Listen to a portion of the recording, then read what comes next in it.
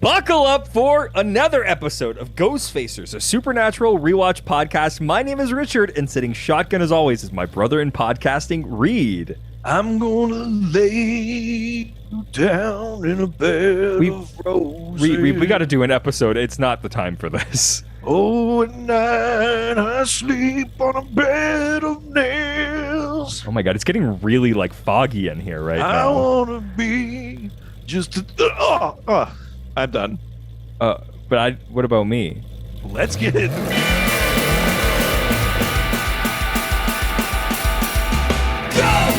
Ghostfacers! We're facing ghosts, when others were not, we're ghosts! Ghostfacers! Stay in the kitchen when the kitchen gets hot! Ghostfacers! We're facing nightmare, we're facing dread! Ghostfacers! We're facing faceless, we're facing dead! Welcome to Ghostfacers. Today we're discussing Season 4, Episode number 10, Heaven and Hell. Oh, yeah. Fucking Dio, baby. Yeah. Rodney James Dio. I know, but is that song even in this episode? No, but it is it is the name of that song, so you can assume that potentially that they were pulling from that. Sure, yeah, that makes some sense. Because the original episode title was actually Hell's Angels. Oh, that would work too, actually. Yeah, but you can imagine why they weren't able to do that. Why? Because of the biker club that's trademarked Hell's Angels. Sorry, they take them to court. The illegal criminal organization would meet them in a court of law. They're not illegal. They're technically a real biker organization. I know they ran a strip club in my hometown. They owned there was like one of their like offshoots is like the house directly across from my in-laws' house, and like once a year they throw a huge party and the police just like hang out because they know what time of the year when it is every year, and so they just literally park out. But then you can't get into my in-laws' driveway because they like park in the entrance to their driveway and just look at them the whole time.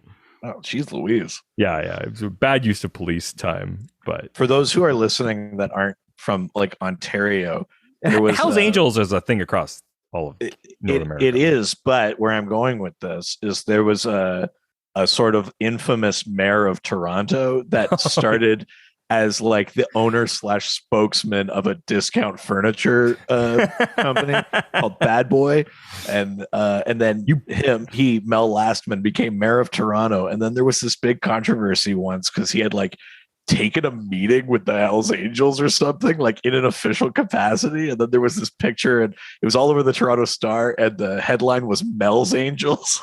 Oh, that's funny. Yeah, it was like a thing that happened. A very famously bumbling pseudo-corrupt mayor. Hey, who does it better than Mel? Nobody. Oh, that's a joke for one person, maybe. Nobody's better, nobody. All right, so with that we are going into Heaven and Hell, but before we talk about this episode we have a review. Hey, that's right. From I Am Bias via Apple Podcast. Yeah, it's from me. I am Bias. It's from Apple Podcast of the United States of America with the subject Funny Guys, Funny Show. Don't see why you had to change the slogan at all, but I'll take it, sure.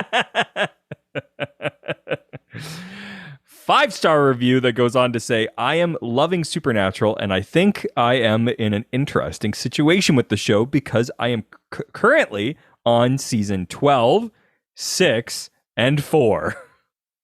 That is interesting. I'm picturing like multiple screens, like like he's an operator in the Matrix. He's just got all of the screens going. I started it up a while back and have since made it to season 12. Then convinced a longtime Buffy fan to give it a watch, so we started it again. And finally, I am in season 4 of this fantastic podcast. I love the segments learning some of the real world lore and laughing out loud on the L to Richard and Reach tangents. It is my go-to podcast. They are excellent about not spilling any spoilers, and I cannot wait to listen to all 15 seasons. What can I say? Funny guys, funny show. If you are looking for some t-shirt ideas, a dingus without Dean from Kyle Clark's episode would be gold, because aren't we all? I like that. That's yeah, very a cute. very interesting situation to be in the middle of 3 different seasons concurrently. It happens sometimes, though. It's like I've had that situation where I'm like watching something, and then suddenly like my wife will suddenly like get interested in it, and then I'm like, well, I want to watch it with you, but I'm also like still watching it, and it's like that whole thing. Or it's like, oh God, do I rewatch the whole thing, and then do I keep? But then it's like, do you keep going with the current run you're on, or do you just like wait to catch back up? Well, you got to remember like whose Netflix account you were watching on, because you go to like pick up where you were. It's like, wait a minute, this is like 3 seasons ago, and you're like, ah, shit, you gotta. Yeah, I know, and then they're like, why were you watching it without me? It's a real problem. Yeah, and then you have to move and get divorced. You'll move but stay in the marriage. Yeah. Oh, okay. No, you'll move together. I don't know why you have to move. It's just part of it. That's the rules. That transgression stays in the house, and you move, and someone else can deal with it. Of course. So this episode, Heaven and Hell, aired November 20th, 2008. Woo! That's right. Day before my birthday. Yeah, it's fun. How dare you? Written by Trevor Sands and Eric Kripke. I don't know if we've got Trevor Sands on an episode before. I mean, we might have, but it's definitely not a name that like rings a bell or anything. No. Sorry, Trevor. I'm sure you're a great guy. No, this is the first time you've ever been on this, in my opinion. And if you were on before, I don't think you're a good person. Wow. Wow. Yep. Trevor, did you hear that? Now you have to move. Yeah. So this episode was directed by J. Miller Tobin, which we've had before, and viewed by an estimated 3.34 million viewers. Woo, back up. Weren't we at 2 point something last week? Yeah, my guess. So I think that we're first part of the 2.9 two-parter. something. No. That was the first part of a 2-parter. Second part, bounce right back, baby. They were like, hey, we got a sex scene with Sam. Fingers crossed. Yeah, maybe, who knows? Maybe there's like the show is finally delivering the sex. Well, I think it's delivering what people want, because you should watch that promo. All right. Here, let me pull up for people listening at home. He's I'm in holding the isolation mic with his now, left so we are hand. not in studio together. So we are like, I'm independently like opening this promo up to watch it. Yeah, and he's got the mic in his left hand and nothing in his right hand. For now, I've got a drink over there. Sure. Whoa. That's Okay. I hot take. I actually think that's a pretty good promo. It's just not super representative of the episode. Like, I think it's actually like a pretty like. Oh, is there something in there that's like compelling one? getting your attention? Something Wow, that's like, I mean, listen, the sex thing aside, but I just mean like it's pretty compelling. It's like yeah. saving souls. We see Dean in hell again. It's like the angels want me, like, and the music's like, oh, oh, oh, oh. Like it's all pretty like epic. It's pretty good that way, but I don't know that it's like 100% the tone of the episode. But it's interesting because they show the sex scene in this one, and that like this episode is really not that much about Dean. There is a chunk of it for sure, but not in the way that the previous episode was about Sam. And yet, I know what you mean, but in its own way, this episode is largely about Dean. sure, but it's funny because there was like a long sex scene in the previous one, not shown in that promo at all. Right. But this one, they're like, oh, well, we know what's going to bring in the fans. Yeah. That's definitely interesting. And this promo feels like it would be the season finale, though. You know what I mean? Like the way the music was, it's like heaven, hell, his soul in the balance. Like all this kind of like all the stuff they're doing in that promo feels like it's like a lot higher stakes than episode 10 of a season. I know, it's actually a pretty good job. I was pretty impressed when I saw it earlier. It's today. not a bad promo. It's a pretty decent promo.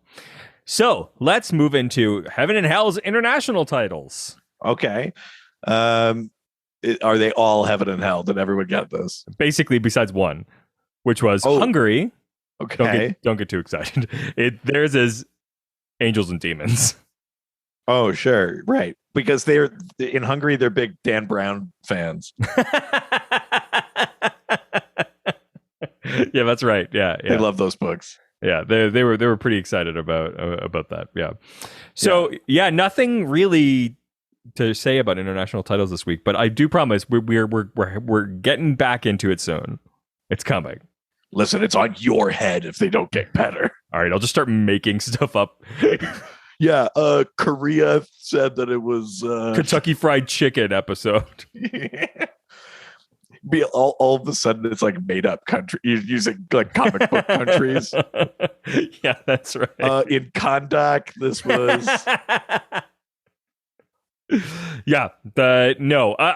it's coming, but not in this one for sure. Right.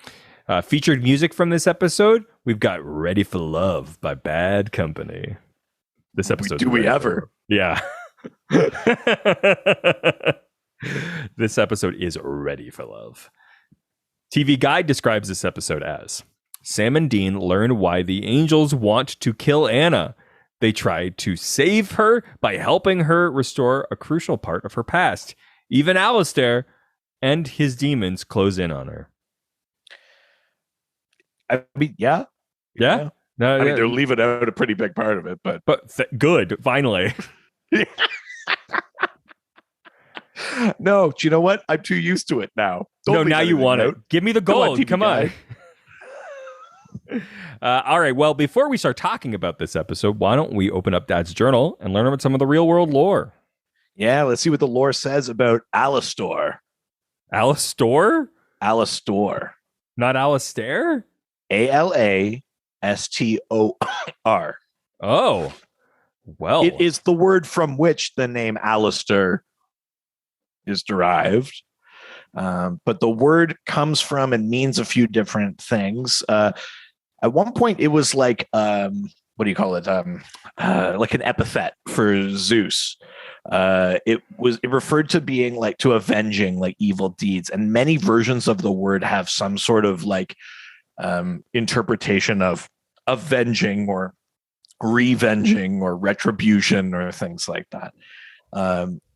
Eventually the word kind of got like degraded and like it, instead of being like a good thing, it became like at one point it was synonymous with scoundrel and stuff like that. Alastair is the name of one of the 4 horses that guide the chariot of Hades. I think specifically in the myth of him bringing Persephone down to Tartarus. He was the personification of feuds in Greek myth, specifically family feuds or blood feuds. He's like the spirit of vengeance, basically, is what Alastair was. He's also kind of tied to the idea of like multi-generational sin or like inherited sin from parents to children or whatever. In Roman myth, it was a spirit that would drive people to commit sin and murder and things like that. There's some kind of like anecdotal story of someone hated Augustus Caesar so much that they were going to kill themselves like near his house in the hopes that like he would become like an Alastair or something. Like his demon would come and like haunt him, make him commit murder or something like that. In Zoroastrianism, he was known as the executioner. In Christian myth, Alastair was believed to be a particularly angry and ferocious demon, likened to the Greek god Nemesis, who's the god of retribution. So Alastair is like a possessing entity and chief executioner of hell. There we go. Yeah. In the 19th century, this writer named Jacques-Auguste Simon Colin de Plancy wrote the Dictionnaire Infernal, or the Infernal Dictionary, which was like a book of demonology and like a classification of demons. And in that, he mentions Alastair in the same rank of demons as Lucifer. Demons of injustice, and and Alastair is specifically said to be the executioner of Lucifer's sentences. Now, what's interesting is that kind of beyond that, Alastair as a term kind of is more a generic term for that kind of demon, a sort of like revenging or demon of retribution kind of thing, as opposed to being like, here's a bunch of stories about Alastair the demon. It's almost more generic than that. But I like this idea that each successive culture that gets their hands on the idea just refines like that he's about kind of revenge, retribution, feuds, grudges, like that kind of thing. But yeah, I like that idea that he's the chief executioner of hell. The idea that you're an executioner in hell is sort of interesting because you're sort of already dead. Oh yeah. I think you could reinterpret that to be like the chief torturer, inflictor of pain. What would an executioner do if they couldn't kill, and give that to him? And I think we get a version of Alastair that's relatively close to what the show is doing with the character. Wow. Now I can see the like connective tissue now, I guess. Yep, baby. That's why people love the fucking lore segment. Yeah, I know. Enough people. All right, I get it. Everyone loves the lore section. Jesus. The people have spoken. I know. If you haven't heard yet, we recently started a Patreon, which connects everybody to our own private Discord, and everyone seems to really love the lore. Yeah. I'm kind of like king of the Discord, you could say. Oh God, Icarus, have you never learned? I will never come down from this high. Literally all continuously repeating the same thing. This is a lesson I've never had to learn. Yeah. Yours is just highs and lows with you. I stay in the middle, and sometimes people meet me where I'm at, and you are just up and down. I will never be brought down from here. I will continue soaring up towards the sun. At least the big thing that you've learned is the thing that I do, which is like you don't cow to people anymore. Now you used to work for their affection and love. Now you're just like, I'm the greatest. Meet me where I'm at or not. Yeah. I'm just convinced I deserve it with no changes required. If anything, you've just gotten very aggressive about it. Well, with the Alastair lore over, that means we are walking in today's episode. Oh my God, let's do it. Yeah. Beginning with the then, which is really just, this is a two-parter, baby. So this is a lot of shots of the previous episode, as well as you get a little bit of the encounters with Pamela, who shows up in this episode. Yes, that's right. Yes. But largely it's like, hey, this is what happened in the previous episode. The angels are pissed and they want to go after Anna. And that's really all the things that you need to know. Yeah, pretty much. This is the two-part, right? So it's most of the clips are just from the last part. Yeah. I would say, I don't know, they do a decent enough of a job that if like for whatever reason you hadn't watched the previous episode, I think you could still jump into this one, but it definitely is a two-parter. The episode itself catches you up, but like you're dropped in right where they left you. Totally. Like when we start with the now, they're in that whatever fucking barn, and it's Cass and Uriel, and they're like, "Where is she?" Like all this, Yeah. Sorry. How does Cass do it? Hang on. 1 second. We're here for Anna, Dean. Oh, I get tingles. That's it every time. It's very good. All right, well, let's get into the now. Castiel and Uriel appear and demand that Sam and Dean hand over Anna, with Castiel announcing, "Oh, we're here to kill her, Dean," or whatever he said. We're here for Anna. She has to die. Yeah, I basically said that. But the way you say it, it's like, hey, we just want to fucking kill her. Like, my way is like, hey, we've got no choice, but this is what we're here. We're here to slake that angel lust for death. Oh, no, God, no. Uriel states that Anna is not as innocent as she appears, When Uriel and Castiel tell the boys that Anna is far from innocent and demand they hand her over, Dean tells Uriel to get another girl and try J-Date, which is a reference to a popular online dating site specifically for Jewish girls, which I also clocked this as a weird reference. Because I'm like, where's the connection here? Like, Who was the writer for the episode? Are they Jewish?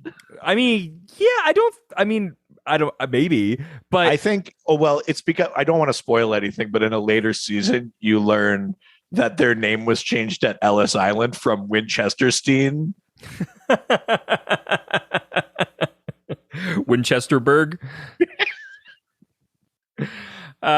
So yeah, I thought that was very funny. The boys protest, but the angels then attack, and this is the first time they finally fight with an angel. Yeah, and it's pretty high stakes because what do you do to an angel? Well, yeah, and Uriel is just begging for this moment. He even says he's I've been looking forward to this. And he just starts beating the shit out of Dean. Yeah, I mean, yeah, Uriel is.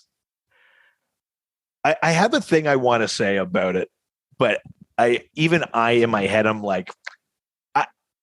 I'm making a stereotype that I don't love. About? But Uriel has this sort of he doesn't really fly off the handle, but there's something scary about how he can convey rage and wrath while being pretty calm and neutral in emotion. And the comedy version of it is Andre Braugher on Brooklyn Nine-Nine. I see what you're saying. And yes. I don't want it to be just because they're of a similar build, both bald black guys, whatever. But there's something about the approach where it's not like Uriel comes in and he's give me the fucking bell. He's not doing that. It's so restrained, and that's almost scarier. He's just beating the shit out of Dean. He just goes I've been looking forward to this. You're oh no. Yeah, he's pretty scary in this moment. But also it's it's a thing that I kept being what is angel fight like where do they sit on the spectrum of other people that and monsters and stuff that they've fought. Yeah. But it's mostly just it seems at least in this moment it's a lot of just a lot more strength. Oh yeah, absolutely. And they're shit canning Ruby and Dean. Yeah. Yeah. But as they fight, suddenly a bright light engulfs them and the angels disappear. Yeah, they're kind of yeah, you could literally see they get pulled away. You actually see them fly backwards. The boys go to the room where Anna was hiding, finding that she used her blood to draw an angel banishing sigil that sends the angels away, far away on mirror. Pretty cool. I mean, Sam says it in the next scene, but it's also dark, powerful magic. And they're we shouldn't give Anna up, but also the angels are onto something very scary and dark is going on. Yeah, because this is the first time we've ever. They want her and they want her dead. It's all she just made this crazy powerful blood magic that banished angels previously to now a creature we have never seen inconvenienced. Yeah. Well, and especially with magic, they in the first introduction to Castiel, they had put in every friggin' sigil they could ever come up with on the walls of this barn and nothing did anything. Totally. So the fact that they there is one, I mean, this opens up a lot of stuff for them because now it's oh, I hope that they were they wrote it down, whatever she did. It's scary, but I hope someone sat there and was I was thinking that too. It's not super compelling TV, but I was Sam, get a fucking pen. Yeah. This is a big deal. We finally This is why you're here, Sam. Yes. So Sam, Dean, Ruby, and Anna take refuge at Bobby's place. Yeah. I mean, it's interesting that they clearly Jim Beaver not available this week, but they have all the sets and everything. They're where's Bobby? He's Dominican or whatever they say. He's in the he's somewhere else. Yeah, he's apparently on a job in the Caribbean, which there's a funny moment there. I hope he's not on vacation in a banana hammock or something like that. I know it's immediately where they go. It's he's in the Dominican banana hammock. Oh, now that's in my brain, Dean. You don't have to think about Bobby's dick. It's like, all right, man, you did that to yourself. Yeah, But now also- I have to, right? Yeah. Right, Dean, right? Yeah. Now I've got to draw it. I have to. So, they put Anna in Bobby's panic room, which we've been introduced to only a couple other times before. Yeah, dope set though. Love it. There's also a funny moment where it's like Ruby can't get in, and she's like, "I feel like this is a bit racist," which I'm like, I don't think that's the word to use here. Yeah, I mean, yeah, you're right. Speciest? Specious? Yeah. But otherwise, that is a funny moment because now we're kind of seeing Ruby and Dean now on the same side in this episode. Like they still throw comments at each other. But... They have a couple of like glances and stuff, you know, like after the fight with the angels, Yeah. like Dean helps Ruby up. And Yeah. they kind of have like a look. And then here, Dean kind of like, she tosses these hex bags. She goes, it's going to blind us from demons, angels. No one will find us. And he kind of goes like, thanks. They do a good job of making it kind of awkward, but also like you're like, oh, they are like closer now. And I mean, this seems like a very small thing. It's a thing you shouldn't expect, but I like that there is a very distinct version of Dean being awkward in terms of like, we're cool now, and Dean being awkward in terms of like, can we bone? Like there's a little nuance to how he plays it. And I like it because if it was less clear, it would lead you to be like, there's going to be some sort of stupid triangle thing with the three of them now but like they kind of steer you totally away from that. They just go like, nope, Sam and Ruby have a thing. Dean's just kosher with it now. Like, yes. That's it. Yeah. So Sam had done some research, and we find out that when Anna was a child, she claimed she had another father who was mad at her. Yeah. Yeah. And then she like was put in therapy and stuff, grew up quote unquote normal, and then only relatively recently lapsed back and ended up in the mental hospital where we found her last episode. Totally. She overhears, furiously claims to remember nothing of this. So she basically, they're talking about her being like, oh, it seems like she was a little bit crazy. And she sort of walks into this conversation and was just like, I don't know anything about this. Like, stop. Like, why don't you talk to me about this stuff rather than talking about my back? Yeah. So then Sam goes, anything you want to tell us? And she goes like, no. Like, well, then this is why I'm doing research. Yeah. Thank you. So Dean decides that there may be another way that they can find out more information, and he brings Pamela Barnes to try to unlock her memories. Great entrance, by the way. So good, because she like plays like she's super blind and can't see anything. And it's like, yeah, she comes down and she says like, hey to Sam, and she says something like, I know you're not like looking at my eyes or something like something like that. Like, and then she just walks away. Like she can see fine with her psychic powers. She says something like, I got more senses than most of them or whatever. Like, well, and she just goes, I think she goes like, there's a moment where she's like, Sam, is that you? And she's pretending to be like way more of an invalid than she actually is. And she's like, sort of like feeling around, and then she just grabs his ass and she's like, no, you still got that ass I can bounce a quarter off of. yeah I was just like, I love her energy so much. Great energy. 100%. She's got the same Dean energy but with follow through. Yeah, like she's more like Dean's confident all talk in herself than Dean is in himself. Exactly. Dean is a little bit more bluster, even though Dean is kind of that guy. He's a little bit more like talk than action, but she is just like, if she says it, she'll do it. Like, yes, I love Pamela so much. Totally. She's great. So they do a like memory unlocking sort of like procedure, like ceremony thing. Yeah. And she says like, I'm happy to help any chance to dick over an angel. And she just has these white, quote unquote, plastic eyes now. And she goes, it's good for business too. It makes me look more psychic, doesn't it? So funny. Cute. But yeah, so she's going to try and help Anna kind of like psychically recover whatever those memories are or whatever she can't get access to in her head. Totally. Anna becomes extremely upset during the process, like writhing and screaming and yelling.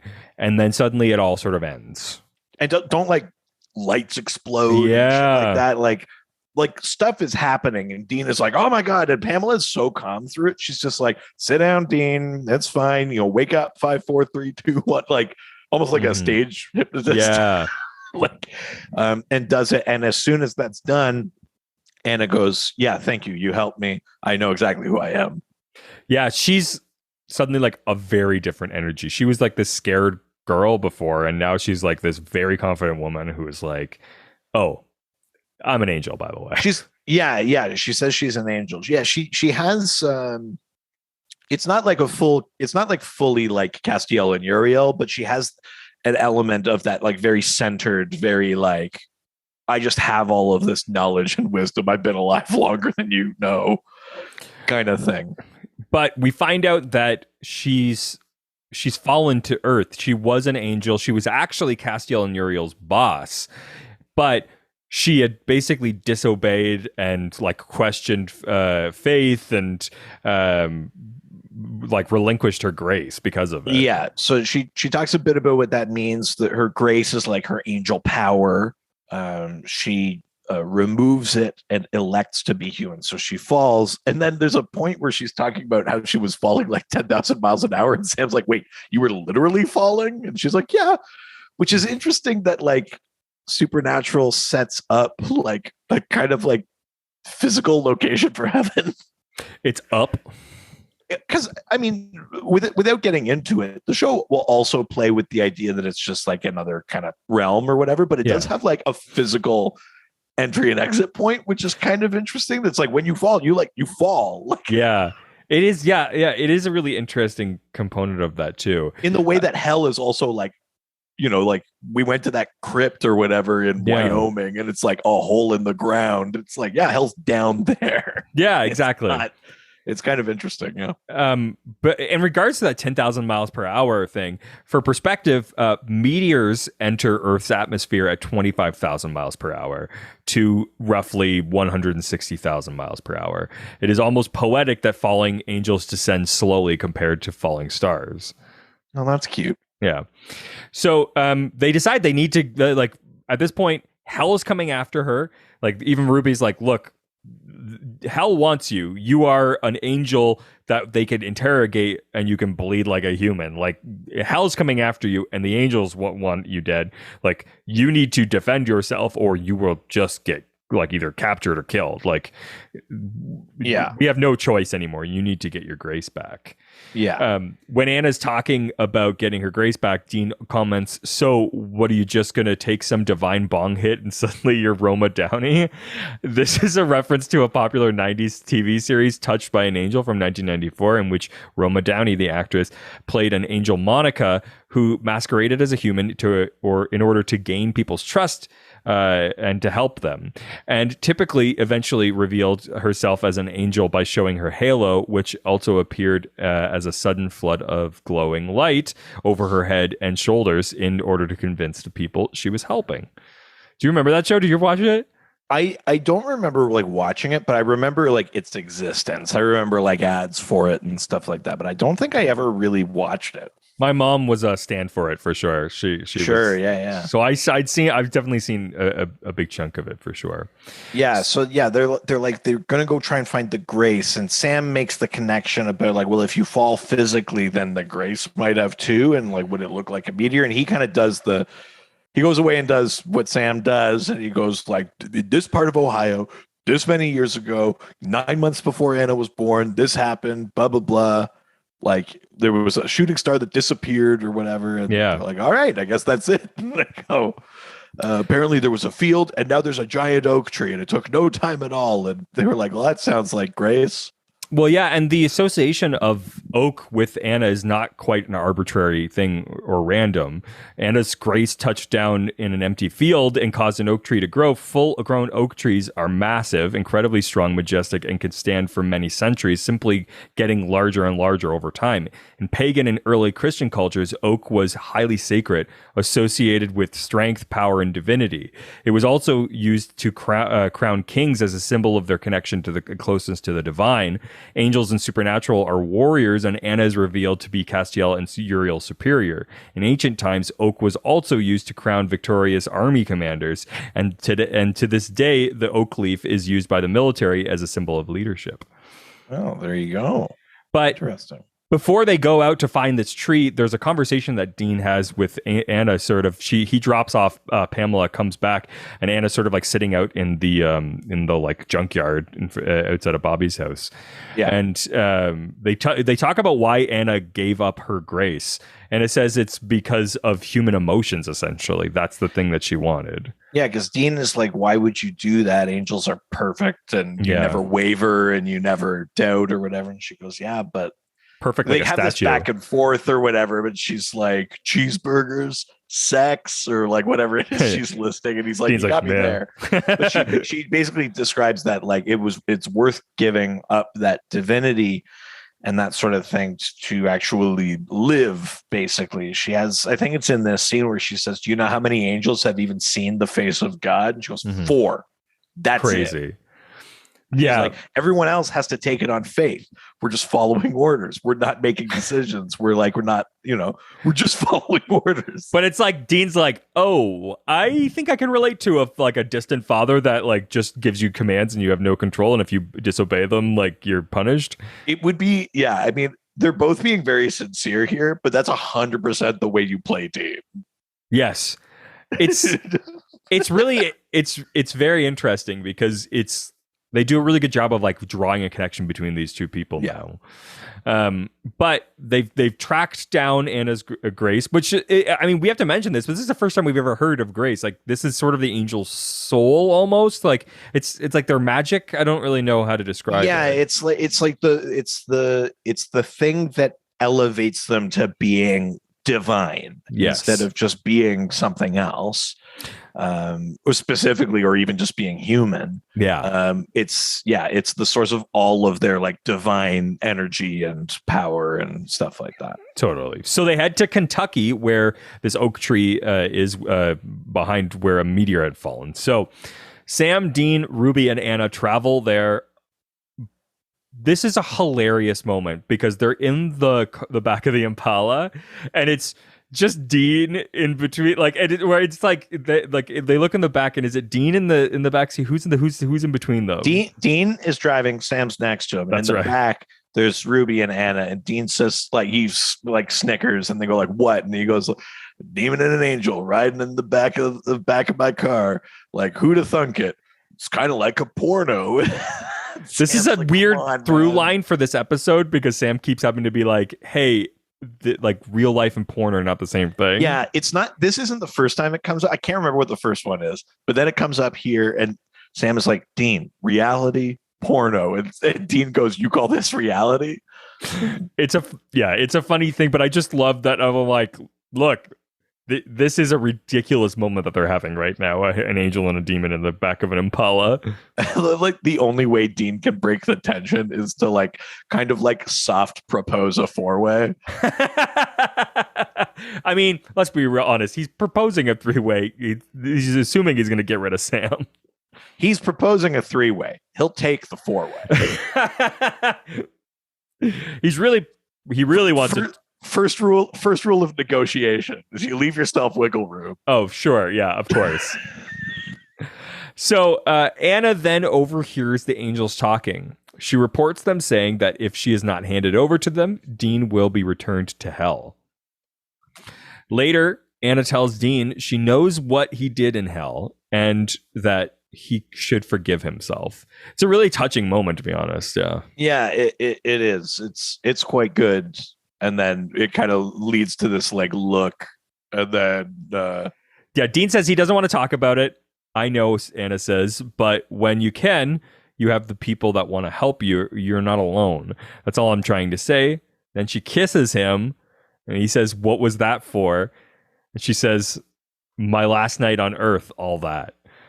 And then Dean best says, fucking "You're line. Taking all my best lines," or whatever. It's such a good moment. It's like so genuine. It is. It's good, and it's not like Anna is playing like a Dean type.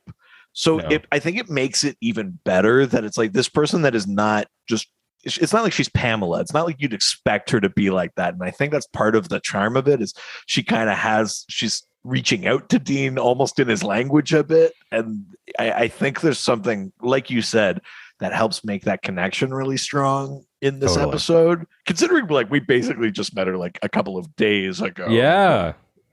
And then, Cube, Bad Company's Ready for Love. Smash cut to backseat of Baby. So if last episode was like this like very hot like bang sesh, this is like lay you down romance. That's exactly what it is. It's sexy in the other way. Yes. I forgot what this one was like because I sort of kept being like, well, after the last one, like this one's going to be even crazier because it's Dean. Yeah. And I was like, oh, is this hotter in a very different way? Like, I think, do you know what? I think there's something smart about both of these sex scenes, though. Because you assume that Sam would do the like tender lovemaking. This is exactly it. Sam is always the soft boy, and then like Sam like rails Ruby out. And then in this episode, Dean is like the tough guy, and he's like, "And I'll lay you down gently." Cradle your head. He's just like being so tender and everything. You're like, oh my God, he has so many emotions. He's connecting. It's like they know exactly what they're doing. 100% they know what they're doing. It's crazy. There's even a hand slammed onto a fogged car window. I think it's Dean's hand, though. I was looking at it. I was like, I'm pretty sure that's Dean's hand. That's very funny. Well, but yeah, I mean, it's very sexy. Again, more romance sexy than like fucking out. This sexy. is love. This is love making, not turning it out. Yeah, not fuck making. Yeah. But like, I like it too. There's like the bit where like it starts kind of sexy of him trying to take her jeans off, and then you like even she smiles and kind of like kicks her like in the way that it is awkward to have sex in a car and things like that. Like, but it's like cute. It is. It's like there's like a connection piece there that's like fun. It's like it's not just like we got caught up in the moment. We need this. It's like no, like this is gonna happen because this is also this is how you have sex with an angel. Like the last episode's how you have sex with a demon. This is how you have sex with an angel. I mean, it depends on the angel. I can't picture Uriel doing this. Sure, yeah, I mean, let me just say, I'm going to say it on the record right now. Uriel lays pipe.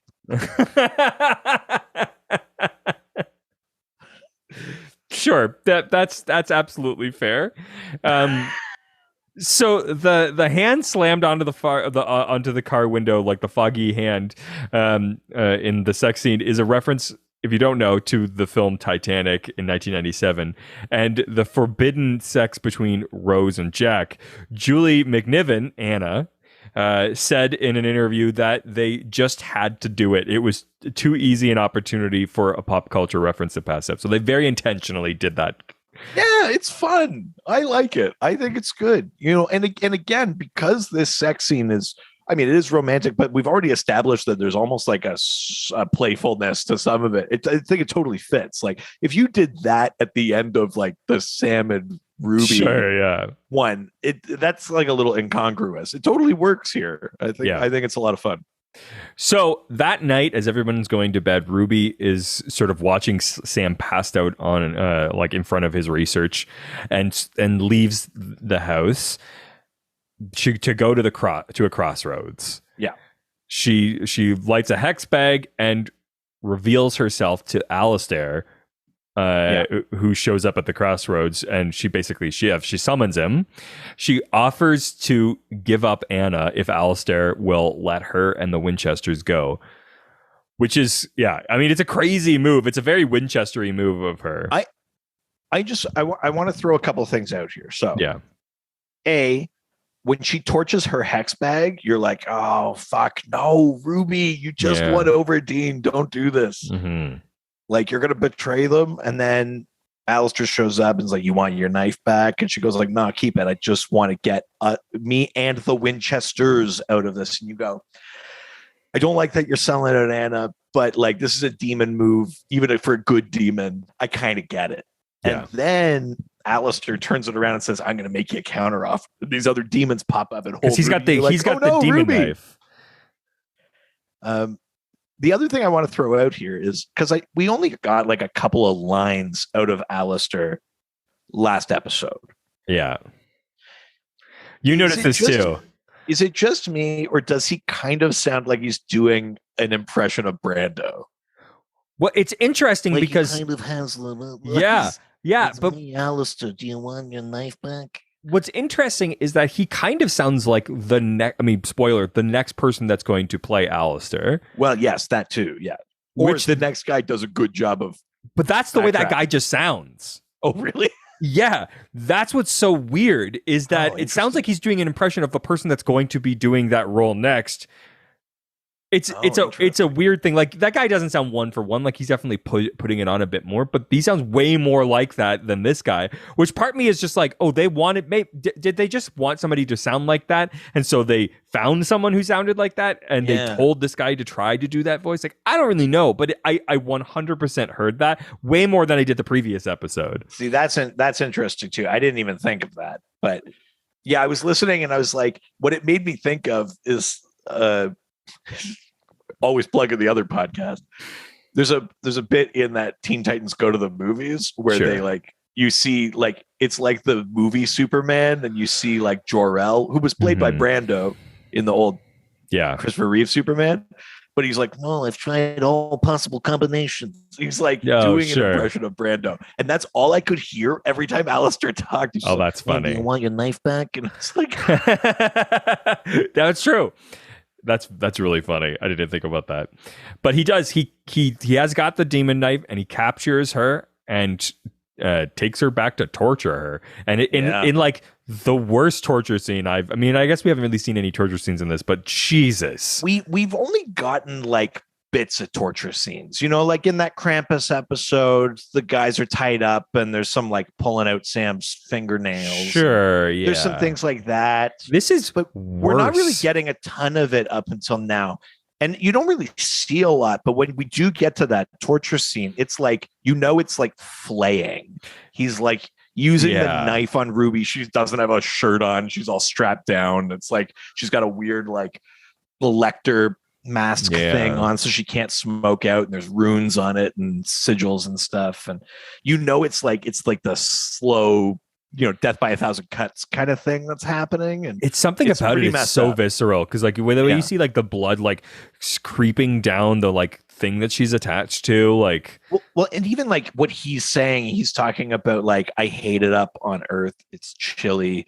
And also, like, you can't smell like the wet flapping of flaying flesh or things like that. He's like, I don't know how you stand it up here. And you're like, oh Jesus. Yeah, it's pretty fucked up. I think part of the thing with this actress Genevieve, like it's the same issue that I have with her of why I don't think that she's like a great Ruby, is that she's too cute, and when this stuff happens to her, it's so much more visceral for me, because I'm like, she's not a demon, she's too cute. Like she even just the way she talks, she has this very like cute way of talking, like, and she can like, I mean, she's an actress, she can sometimes like get it, she can get above it, but like there's this like underlying cuteness with her that I have a really hard time getting past. But I think part of the problem too is like, think of how much time we got with Katie Cassidy's Ruby. Totally.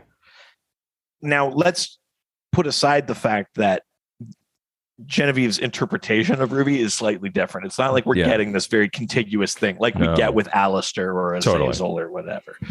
But we haven't spent enough time with her in more demon mode, because by this point in her character, she's like full ally, basically. Yeah. So now when we get to this scene, what would work with Katie Cassidy is like, if you see her scared, you're fucked. Because she's so like, she comes in, she's badass. Like, we're going to do this.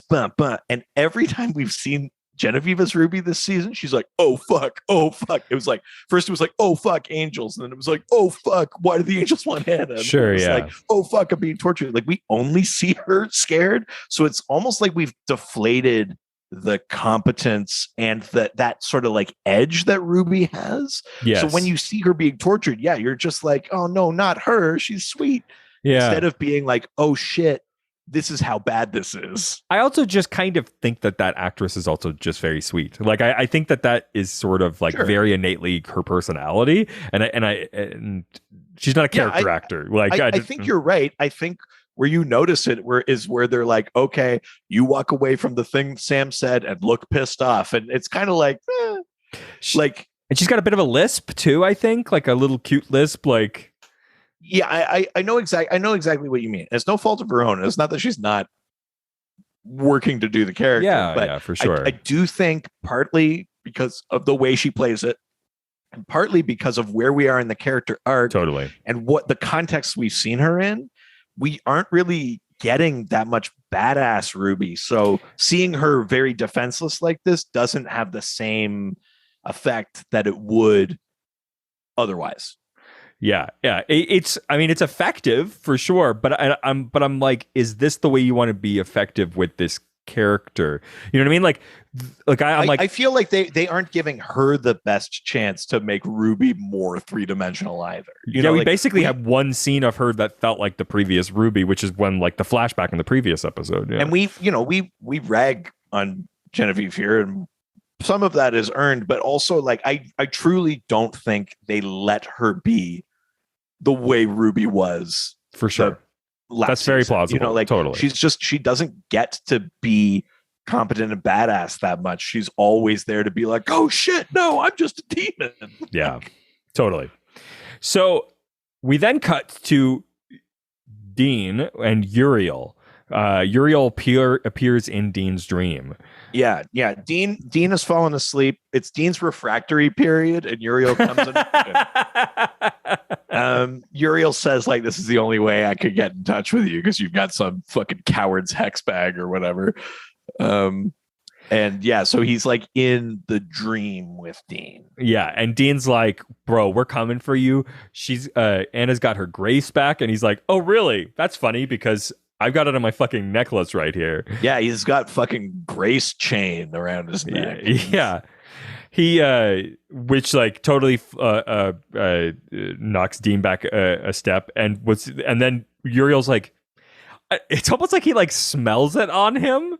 Like he's like, yeah, oh, you banged her out. Like he doesn't say that, but he says, he's like, you cut yourself a slice of angel food cake. Oh, you're like, oh, this is why I know Uriel lays pipe, because he's got all the fucking lines. He knows.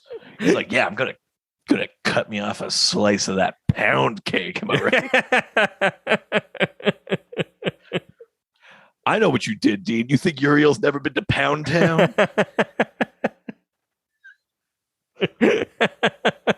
I always take the Express A train to Fucksville. That's me, Uriel. So he demands that Dean give Anna up, and it's basically like, oh, I see what's happened here. Like you think that you guys are in love now, basically, and he puts pressure on the choice by saying that, oh, okay, I see. You think that I like that you've won, and he's like, there's another way to get to you. Well, Dean says something like, I don't break easy, and Uriel says, yes, you do. You just got to know where to put the pressure. Exactly, and they cut away, theoretically offering him a choice. So we then that scene might even happen before the torture. No, it happens after. Oh, it doesn't. Okay. Yeah. We then cut to oh, you know what? Maybe it does, because one goes into the other one. So maybe this goes into Alastair then torturing Ruby. Yeah, and she says, because Ruby says that she won't reveal Anna's location verbally, but she'll take. Well, yeah, she's like, you'll just kill me if I tell you where she is, but I'll take you there. Yeah, exactly.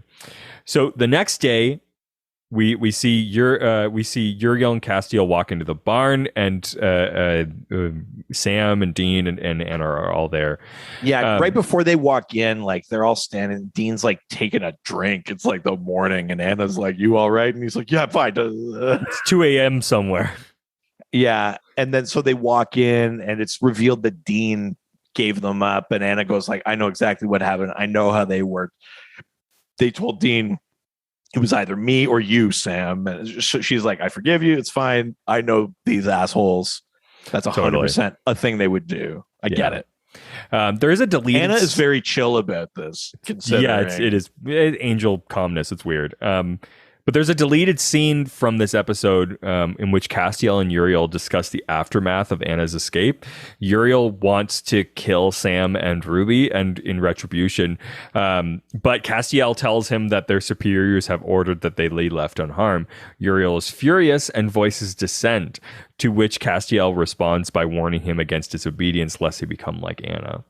So I think that was interesting. They didn't put that in this episode, but it is. I mean, it even happens in that dream scene with Dean and Uriel. Like Dean says, like, "Oh, you're off your leash. Where's your like?" I always kind of forget that like Cass is the boss. I know, because Uriel is such like a presence. He's such a presence. Yes, and also he's always like, "You fucking mud monkeys" or whatever. Like you feel like he's the supervisor coming in and being like, "Look at a shit show this is, Cass." Like. It's weird to be reminded that it's actually the opposite, that Cass is like, "I know it's a shit show.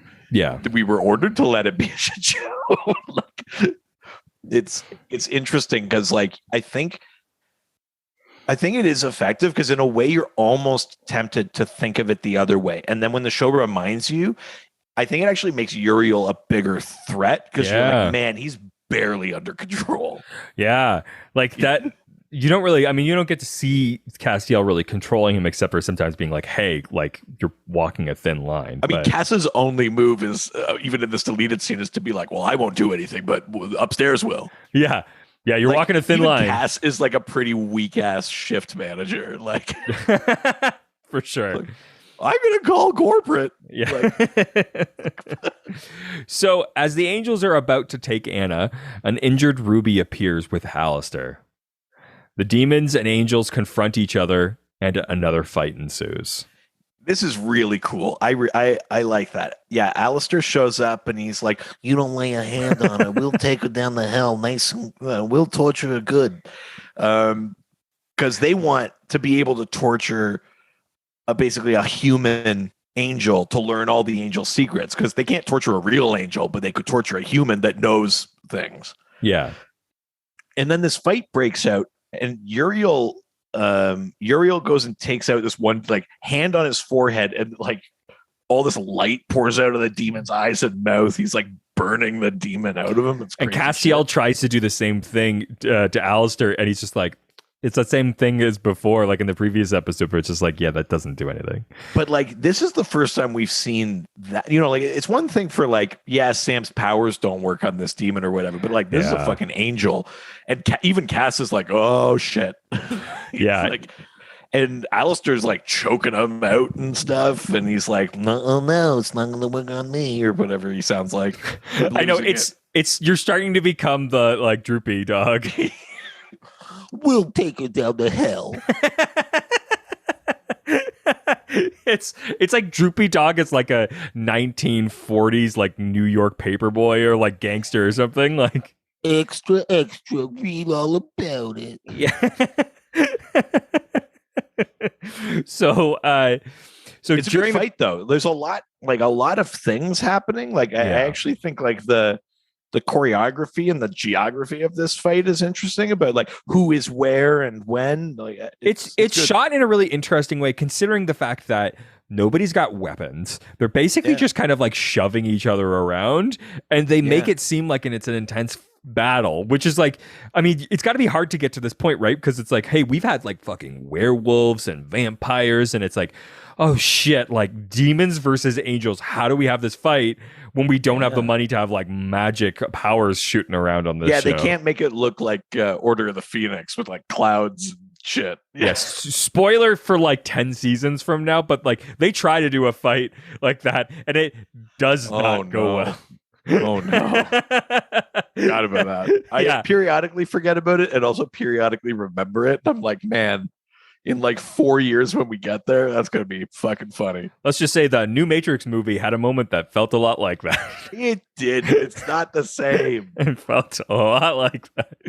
So during this battle, Anna takes the opportunity and steals her grace back from Uriel and like smashes it on the ground. And suddenly, like it all like it's kind of like what the smoke for the demons does, which pours into her mouth. But it's a white smoke. Yeah. And also it almost seems like it turns her into like a bomb a little bit. Yeah. Like her body almost can't take and she's it. Like, everybody close your eyes. She's like, close your eyes, close your eyes. So Sam and Dean, Ruby close their eyes. Alastair looks up and is like vaporized.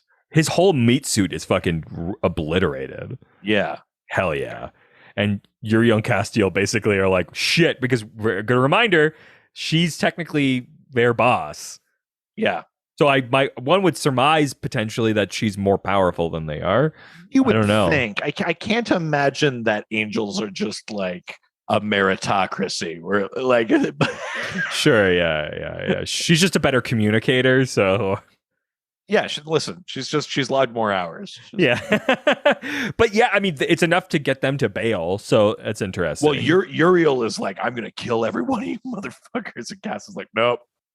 Yeah. And so, yeah, they peace out, and we find out that this was Sam's plan all along.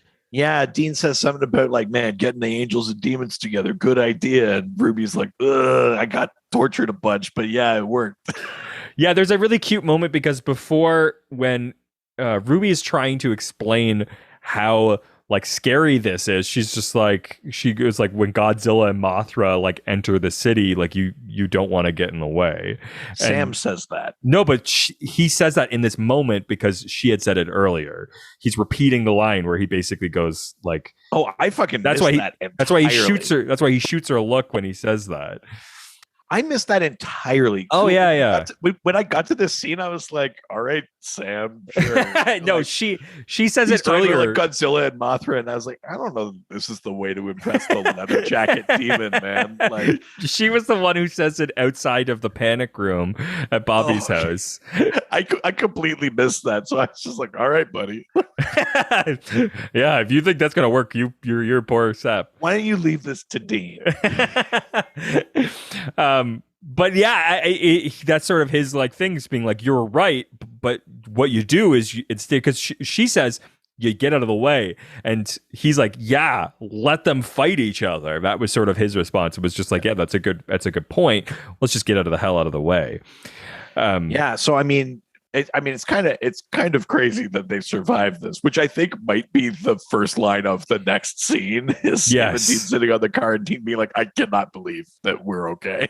Yeah, it's crazy. They've got a beer. They're on the side of the road, and Dean starts talking about his time in hell.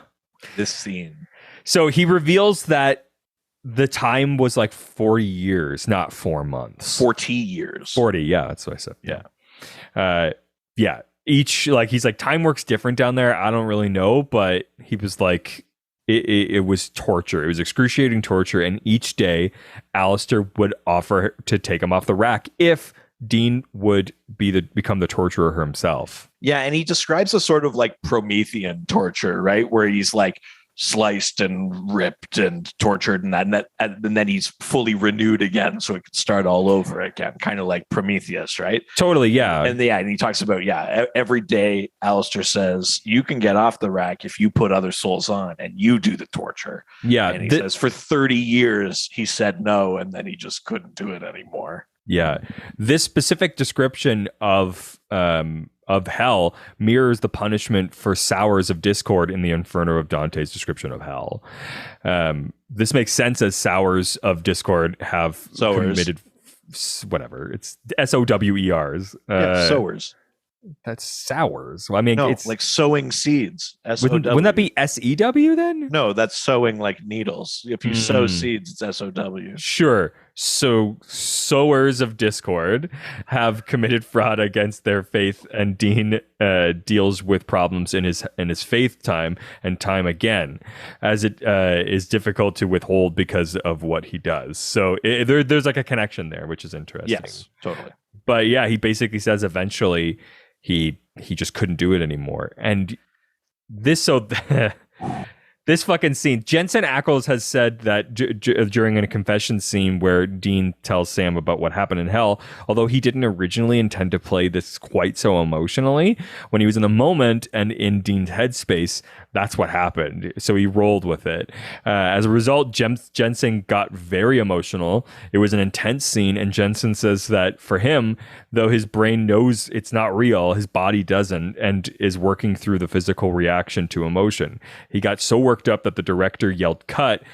He couldn't stop crying. He had to walk it off about a half a mile up the long road they were filming on, because he knew that he would have to do another take of it. However, they had done the close-up coverage of him first with several cameras, and what we see of Dean in the scene is almost from the first take, which was done with 2 cameras. Jared Padalecki, Sam says that the crew were also affected by Jensen's performance, and basically everybody was crying.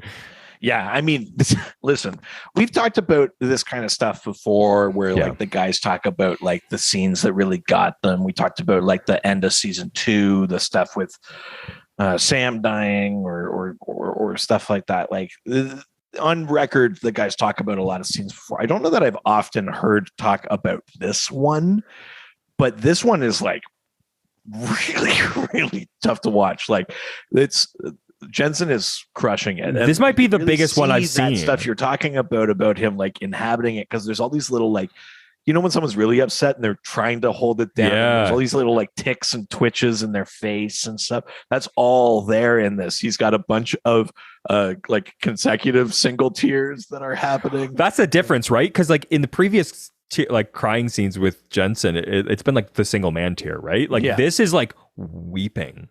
He's crying. Yeah. Like I don't know if the I mean, I'm looking forward to being reminded otherwise, but I don't know if there's another more emotional scene than this. Yeah. Well, I mean, I think it's very true to a moment like this, but it's also a little bit funny that Jensen is like so weepy, and then it kind of cuts to Sam and he goes, wow. Like, I think it's like that's a totally natural reaction, because like, holy shit, like where do you even start with that? But it is a little bit funny. Sam goes, Dean, real life and porn. I mean, Sam, I think ultimately says you held out for 30 years. That's more than I'd expect from anybody. Yeah, you know? Like that's not a failure. First day, right? Like I know that's tough to, you know, like this is obviously very traumatic, but like you fucking held out. You know, like I'd get the torturer to quit. I would, like, right away. No, I would get them to not want to do it to me anymore, because they'd start cutting and I'd be like, ooh, thank you. Right, I see. You would do that. You would like it. I would immediately flip on everyone. Yeah. I'd be like, ooh, do it more. Here's another spot. And they'd be like, oh, man, I don't this isn't fun. I don't want to do this. I would be like, who do you want me to torture? They bring the knife to you and they're like, oh, is this for me? Cool. I'll start torturing people. They're like, can somebody undo these straps? I'm ready to get to flaying. Yeah. Actually, I came up with my own set if you want. Yeah. Happy to be here. Yeah. just want to be a help. I'm willing to do this for the exposure. Yeah. Yeah. I'm just looking for experience. When do the black eyes happen? Is that like a day 2 thing, or? I have zero fortitude that way. I would be like, yeah, of course I'll take your deal. Yeah, thank you. Yes, may I have another? Yeah. That's the end of the episode. Whew. What are your thoughts? Right. So it's interesting. We talked about the weird structure of last week's episode because it's really a two-parter. Totally. This episode is not a weird structure. It's actually like very much like a normal episode, other than you're just dropping into the middle of a scene right at the beginning. But otherwise, a lot of it is like, problem, go away, try to fix a thing, have a thing in the middle, come back, big fight. Totally. Done. So it's actually like a weirdly normal kind of structure for the episode. The thing that makes this episode really work is performances. I mean, there's cool, like we talked about the fight between angels and demons is very cool. Yeah. I like, obviously the sex scene, that's great, but it's really like, even for the sex scene, it's about the performances. Totally. More than anything, like we are selling this episode on the relationship between Dean and Anna. We're selling the episode on the contentiousness between Dean and Uriel. We're selling it on the threat of Alastair. We're selling it on like the terror of Ruby. We're like, each one of those pieces, we're selling it on the charm of Pamela. Even like every single piece of the episode hinges on the actors delivering the best version of what they've been called on to do. And I mean, theoretically, that is what you want in every episode, but other episodes, maybe you get away with like, but it's just a cool fucking monster, or like the VFX really come through and like make it a thing or something like that. This episode doesn't really have that. I mean, there are visual effects in this episode, but it's not the thing that sells it. We're not like seeing whatever, a specific kind of monster or some shit like that. Like this episode is all about emotion, right? It's about Anna's fear, and then that resolve when she knows she's an angel, and then it's that kind of like that connection with her and Dean makes that sex scene the thing that it makes it work. Yeah. Dean, Jesus Christ. I mean, not only him kind of trying to be tough for Uriel. I mean, when you think about it, he's almost like reliving his hell thing where he's like, I'm going to be strong. And then at a certain point, he's like, I can't do it. I can't watch Sam die again. So he even says, I'll like, give take up me. Anna. Yeah. Like I'll give up this person I have a connection with. Like, and then, so it makes sense at the end when Dean has to spill it again. Cause he's like, Uriel literally made me confront that idea again. Like I know fine, it was part of the plan to get the angels and demons together, but like he made me do it in the way that I was made to turn on people in hell. And so then it all kind of has to spill out, right? And I mean, that scene is like 7 minutes, it's a decent length scene, and it's almost all Jensen. So there's a lot that really hinges on that. And they're all great. And Alastair is so fucking good.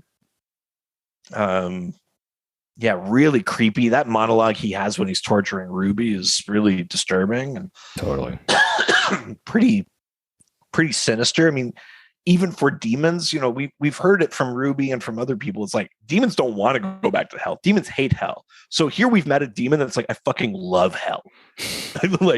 like I miss the smell of flesh. Like, yes. You're like, oh man, he's not like trying to get out. He hates being not in hell. You're like, oh God. Yeah. Everything they do for him, up to Cass not being able to like burn him out or whatever, is really fucking effective. So man, I'm going to give this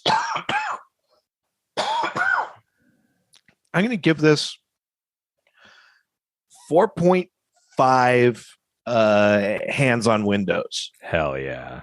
Yeah.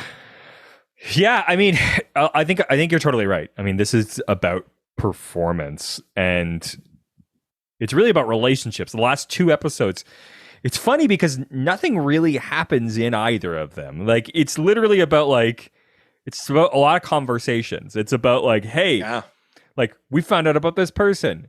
Oh, we found out this person is more than we thought they were. We found out this person's an angel. People want to get this angel. We better make sure that this angel gets their power back. Well, we got the angel's power back. The episode's over. Like, not much really happens. Like, it's not like they resolve it. They just get away again. You know what I mean? Yeah, like and this is still a problem. The angels still don't have her. The demons still don't have her. It also like happens. It's just, it also changes the relationship with angels. Like before they showed up. They were all powerful. Everyone was afraid of them, and Dean and Sam sort of just did basically what they were told, minus sort of some sass. And then now it's like they've gone against the angels, did something that they did not want them to do.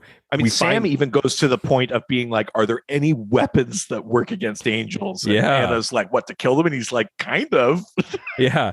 And now we find out that, one, we've got now a spell to get rid of them, and there are demons that can fight them. So it's like, it changes the power dynamic like drastically, and also like further shows like what a real threat Uriel is, and that clearly Castiel is probably not on the same page, especially when you consider that like deleted scene.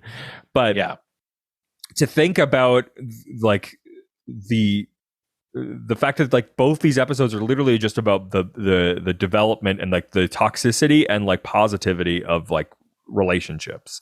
And like Sam's got this like toxic relationship, and that even like in this episode, like again, Ruby's still pushing Sam to try to use his abilities again, and she's like I like the way that she describes his abilities in this episode, where she was just like, look like you're getting a little flabby, like we all know what Sam looks like underneath that shirt. He is not flabby. I mean, there's nothing physically flabby, so it must be about his powers. Which is interesting. But like she's still like goading, like she's still being untrustworthy. She's still pushing him to do something that she thinks is right that nobody else agrees with.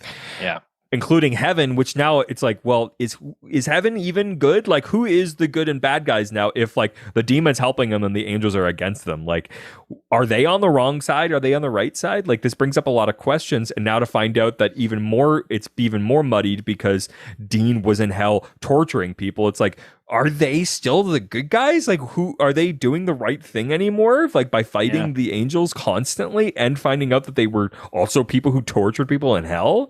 It's interesting because it really just puts them in the middle of a war as opposed to like the war. You know what I mean? Instead of it being like it's good versus evil, now it's just like, no, it's just kind of like humanity's in the middle.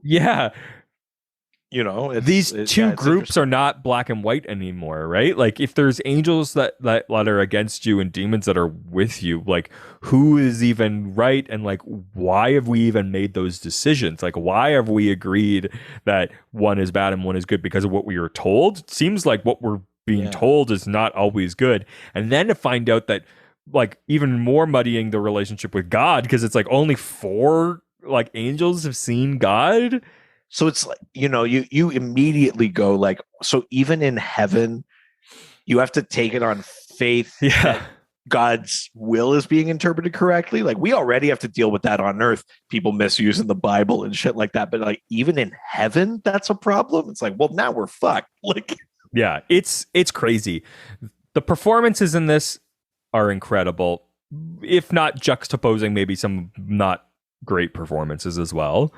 You're definitely shining a light on some other performances, but like the ones that are good are incredible in this. Like, it is like amazing. It just keeps reminding me that like, oh yeah, who knows what Jensen Ackles could have done.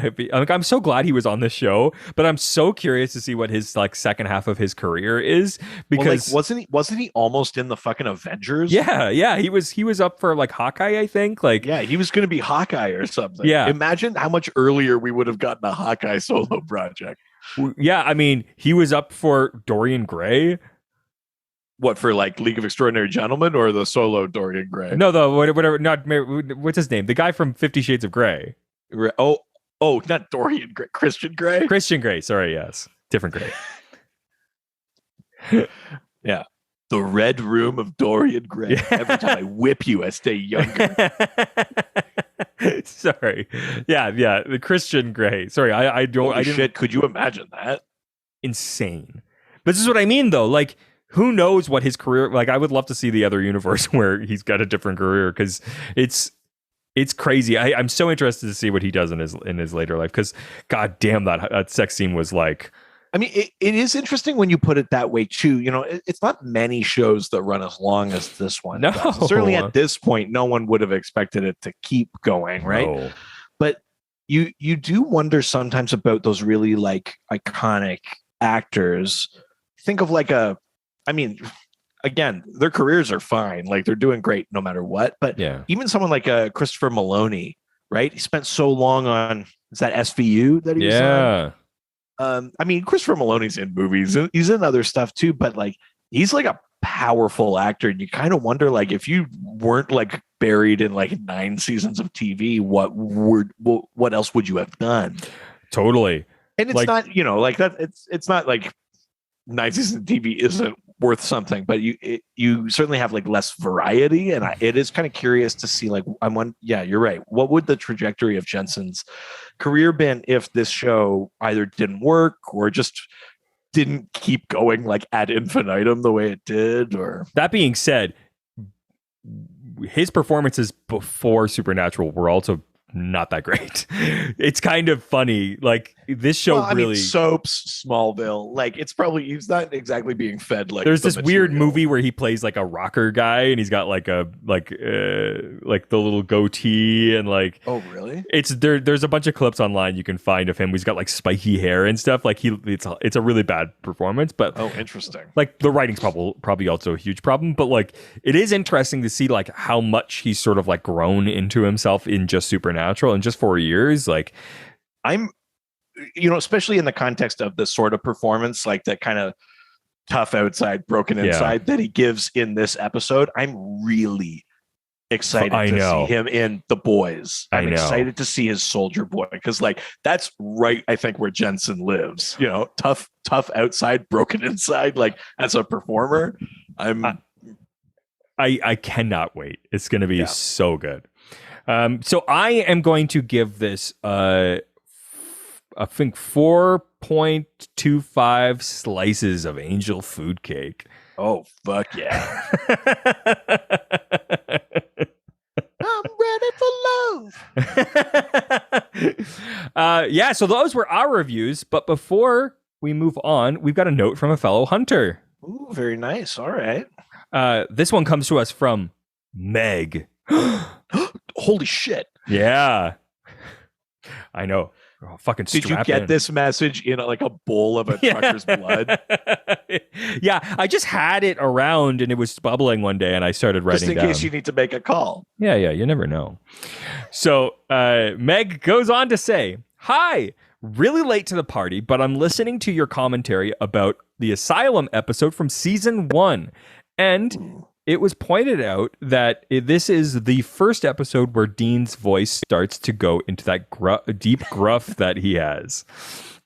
I don't know if you go on to say it later, but just for your own information, at a convention, Jensen actually admitted that he did it to copy Jeffrey Dean Morgan because of the fact that Dean wanted so much to be like his dad and started to drop his voice lower and lower to imitate his father. And Jensen said that it was a subconscious thing that he wanted to do. So over a series of episodes, his voice starts to get deeper and deeper so that it's not dramatic. It's not a dramatic change. Interesting.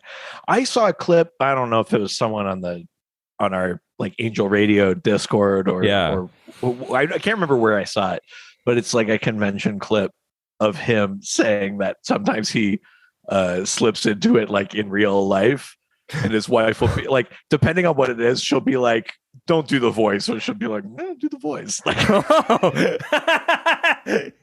I mean, I get it. Look, I get it. It was a pretty funny clip, but yeah, sometimes the Dean voice comes out in real life, even, which I enjoyed that. I wonder if he ever meets somebody named Sam, if he like can't help himself. Sammy. Like he just like can't not like this. Like, here's my friend Sam, and he's just like, oh, Sammy. Like that. Yeah, totally fair. I don't know why would you even bother saying it not like that? But also, like, you said the words, the name Sam, this one way for like 15 years. Like, yeah, the muscle memory. There's no way. I got it. What I would love to be a fly on the wall on that, but. But yeah, that's a really cool fact and totally makes sense. And also, it's just like even from season 1, he was thinking about it in those. He was thinking about his character and like even just his voice is slightly different from his own. It's crazy. There's there's a really good YouTube video. I can't remember what magazine or publication or whatever it's for, but if you look up Jensen Ackles like home like tour, he does like a tour of his home in Austin, Texas, and his voice is so much different than what you're used to hearing. Hey guys, here's my house. Whoa! Hey, everybody! It's me, Jensen Ackles. Hi, how you doing? It's me, Dean. I mean Jensen. Whoops. That would be so funny. It's Jensen Ackles. I'm reading for the part of Dean Winchester. Sammy, Dad hasn't been home in a few days. You know, we make that joke, but what's her name from Brooklyn Nine-Nine does that. Yeah, you're right. Beatrice DaCosta? Yes. No, Beatrice DaCosta is... It's Beatrice something, isn't it? It's Beatrix or something, right? Like, that's her name. Stephanie Beatrice. That's what it is. Wow. Beatrice DaCosta, a superhero named Fire. Yeah, Stephanie Beatrice plays Rosa Diaz. You're right. Because her, like, normal speaking voice is like, hey, up here. Hi. Yeah. And then her Rosa is totally, like, flat. It's crazy. Like, the first time you hear it, like, it is pretty funny. You're right. That's exactly what we're talking about. That would be amazing. If you're hearing this, Jensen, make your normal voice weirder. What a weird request. For what cause? Just because, I don't know, it'd be funny. Like, yeah. It'll be off-putting. Do it. See about the press tour for the boys. Like, it was really fun to do their scenes with everybody. Hey, thanks, guys. My name's Jensen. I'm so excited to be on the boys. Oh, God. Thank you, Meg. Yeah, thank you. That's right. This started with a note. We would love to continue this conversation online. So we just set up a Patreon that you can subscribe to. Patreon.com/ghostfacers. We only have one level. It's only $1. And what it gets you is access to the Discord, which is already like off and running and growing. And it's a place where we're starting to share kind of how, you know, our love for Supernatural and also interactions, spooky ass ghost stories. Yeah. Also, some people are sharing some truly horrifying real life ghost encounters that are like haunting me. Yeah, you know, there was a large, tall, like a man in all black that like I wasn't able to move and was standing over me on my bed. You know, I asked a question that was like, "Do you have any fun local legends?" that thread has now turned into like, I was paralyzed in bed and I saw a person with black eyes. Yeah, and I was like, "Oh my God, holy shit!" Also, I think that person may have demon powers now. Absolutely, 100%. So if you want to join in on the fun discussions and get to know us a bit more and chat about Supernatural and ghosts and whatever else, you can subscribe on the Patreon. Gives you access to that Discord that we affectionately call Angel Radio. That's right. To help support us. That's right. Just for $1, and then you'll get basically a link to the Discord. All you have to do is download the application, and you can log in and join the fun. So that is it for this week. If you have an episode note or you want to even just say hi or just talk to us more and not on the Discord, you can also send us an email as always. Ghostfacerspodcast@gmail.com. And we're also on all the other social media platforms. Yeah, at GhostfacersPod on Facebook, Twitter, and Instagram. And don't forget to subscribe so you can get our episode automatically in your feed every single week. And while you're there, why don't you give us a 5-star review? Because it really helps us out on those podcast platforms. That's right. Give us your grace. Yeah. Oh my God. Your 5-star grace. Hell yeah. Cut us off a piece of that angel review. Yeah. Yeah. Yeah. Lay some review pipe for us. lay your review down tenderly in front of us. Yeah.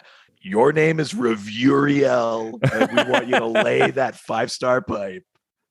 Lay your sweaty palm against the glass of the Apple Podcasts and slide it down with 5 stars. There's 2 ways to do it. consider us a demon and you could turn us out with your 5-star review, or we're a sweet, sweet angel and you can lay us down tender and review inside us. No, Feed us your review. never mind. This one got away from me. If it's not on Apple Podcasts, just make sure you take a screenshot of it and DM us with it so that we can read it on a future episode. Yeah, please. Also, if you want to continue to support, we've got a store that you can go to, ghostfacerspodcaststore.com, and you can buy some of our merch. Got t-shirts and sweaters and all that stuff. And if you like what we're doing here, maybe you'll like what we do on our other podcast that it's the Dr. Reed can't DC stop podcast. himself from mentioning. What? That you can't help yourself from mentioning every episode. Because I'm a fucking marketing whiz. You're a slut for our other podcast. Yeah, well, You're a real Ruby. Oh, yeah. Oh, yeah. Alastair like calls her a slut. Yeah. For no reason. Yeah, it's not We great. kind of glossed over that, but He's a demon. I guess it makes sense. yeah, I mean, I don't think we're going in expecting demons to be not like awful. So, yeah, the Dr. DC podcast, we talk about DC comics and superheroes. We answer listener questions. If you like the way we talk about monster lore and stuff over here, you might enjoy how we talk about comics and superheroes and how that kind of stuff works. So, yeah, check that out. Well, that is it for this week. Say goodbye, bitch. Jerk.